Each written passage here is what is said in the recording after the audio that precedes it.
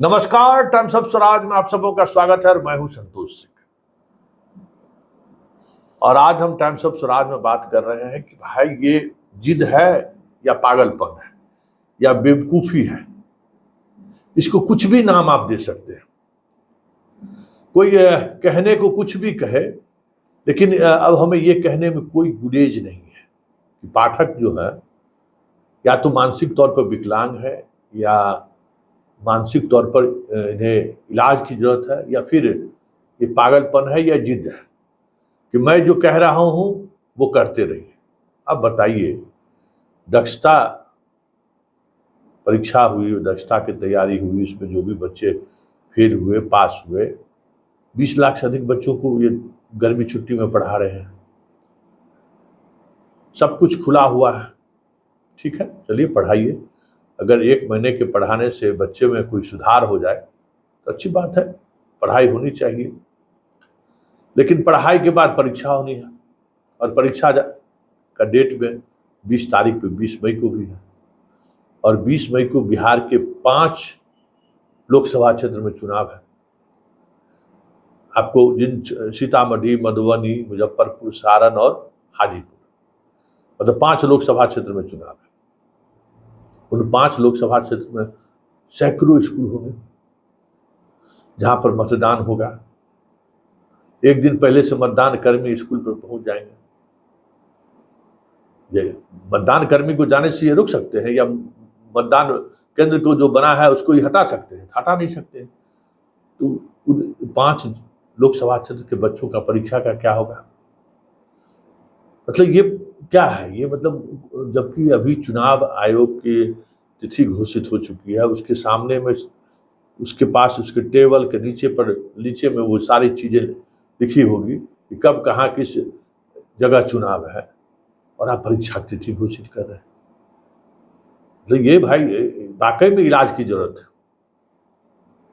मतलब ये मानसिक तौर पर बीमार होने का इससे बड़ा सबूत और क्या हो सकता है? भाई अब जिन कंस्टिट्यूएंसीज में चुनाव हो रहा है वहां चुनाव हो रहा है, 20 के बाद फिर चुनाव है। उन इलाकों के में आप समझ जाइए कि उनके नहीं कहने के बावजूद भी उन इलाकों में पैरामिलिट्री फोर्स को रखा गया है ना, कई स्कूल में रखा गया है। उनके आदेश का अनुपालन नहीं हुआ है। मतलब ये हमें तो लगता ही नहीं है कि ये आदमी मानसिक तौर पर सही है। ये सही में इलाज की जरूरत है। अमूमन हम इस तरीके का भाषा का इस्तेमाल हम नहीं करते हैं, लेकिन ये क्या है? ये पागलपन नहीं है तो क्या है? आप लोकसभा चुनाव है और हम परीक्षा लेंगे। किस समय विद्यार्थी जाएगा परीक्षा देने के लिए? एक दिन पहले से जैसे स्कूल सब में पोलिंग प्रिजाइडिंग अफसर से लेकर सब लोग पहुंच जाता है, कैसे परीक्षा होगा? कई ऐसे निर्णय ये इन्होंने लिया है, लगता है जैसे निर्णय लेने से पहले कुछ सोचना ही नहीं है। और शिक्षा विभाग का अधिकारी का तो लगता है कि इसके चक्कर में सब अपना मानसिक संतुलन खो बैठा है।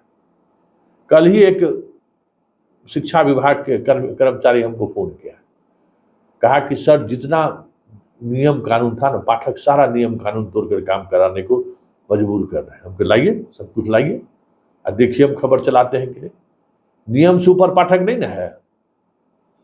पाठक नियम से ऊपर नहीं है, कानून से ऊपर नहीं है। जो चीजें कानून है, जो नियम है, उसका पालन कराना और करना उसका कर्तव्य है, और नहीं करता है तो उस पर कार्रवाई होगी। और हम पद पर बैठे हुए तो हम कुछ भी कर देंगे। तो भाई यही सब कहा जाता है पागलपन। वैसे नीतीश कुमार